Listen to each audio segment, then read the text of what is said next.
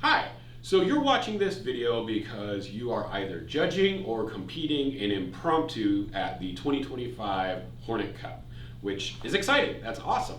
One of the things though that you need to know is that we do impromptu a little bit differently than you might be used to. Now, some of you may have competed in impromptu in the format that we're using because it's not unusual. It is the style of impromptu that they do at NFA Nationals, which is the nationals that Sac State's competing in. So that's why we're doing it that way. Not a whole lot of differences. This shouldn't affect your competition that much. It also shouldn't affect your judging that much. However, some of you that are judging may have never even judged impromptu before at all. So first I'm going to talk about the judging. If you are judging impromptu and you've done it a lot before, the only difference that you need to know about that will really impact you at all is that instead of giving each competitor their own piece of paper with 3 different prompts on it, you are going to be given 2 prompts for the whole round. And each competitor in the round will work off of those same 2 prompts. The way that works is you need to keep the competitors out in the hallway. They'll come in one by one in the order that they're speaking. So speaker number 1 will come into the room, you'll give them the prompts, then they will go ahead and do their impromptu speech based off of those prompts. Either they'll leave because they're double entered or they'll stay to watch the rest of the speeches that follow.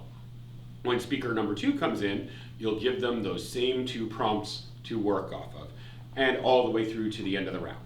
Simple as that. That's the primary difference. If you have not judged impromptu before at all, just know there are some norms that you want to follow. The biggest one being your students, the competitors, are going to be expecting you to give time signals. So the event is a total of 7 minutes long. The norm is that students will use just about 2 minutes of that time for preparation. So once you give them those prompts, you'll want to start your timer and give them verbal time signals every 30 seconds. So something like 30 seconds used, 1 minute used, 1.5 minutes used, 2 minutes used. Now, many of the competitors will begin speaking a little bit before that 2-minute signal, so you can just give them hand signals from that point on. 5 minutes, 4 minutes, 3 minutes, 2 minutes, 1 minute, and then we use this for 30 seconds, this for 15 seconds. Some people will do the last 10 seconds. Some people will just do the last 5 seconds. But your students they're counting on you to give those time signals so that they can manage their speaking time. So please pay attention to your timer, pay attention to the clock, and give those time signals. It's helpful to go over those time signals with each student before they begin speaking. This will help remind you, this will help remind the student as well. If you are a student doing impromptu and you have not done this style of impromptu before, just follow the same norms. If you're double entered, triple entered, make sure you sign in. You'll just need to make sure that you're waiting your turn outside the room between speeches.